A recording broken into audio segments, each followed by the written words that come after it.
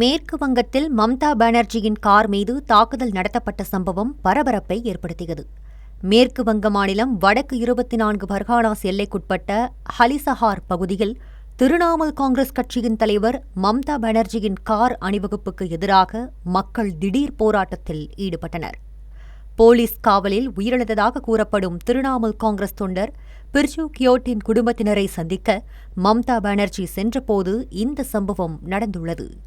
Convoy சென்றபோது போராட்டக்காரர்கள் வாகனத்தை சூழ்ந்து திருடன் திருடன் என கோஷமிட்டதாகவும் வாகனம் மீது சேறு, காலணிகள் மற்றும் கற்கள் வீசப்பட்டதாகவும் கூறப்படுகிறது.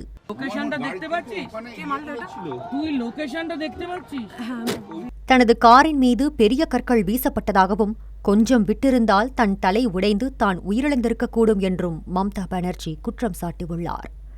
இதனிடையே மம்தா பானர்ஜி அப்பகுதிக்கு வந்து அரசியல் பதற்றத்தை தூண்ட முயன்றதாக பாஜக குற்றம் சாட்டியுள்ளது. தமிழ் ஜனம் சேனலை சப்ஸ்கிரைப் பண்ணாம பார்த்துட்டு இருந்தீங்கன்னா மறக்காம சப்ஸ்கிரைப் பண்ணிடுங்க.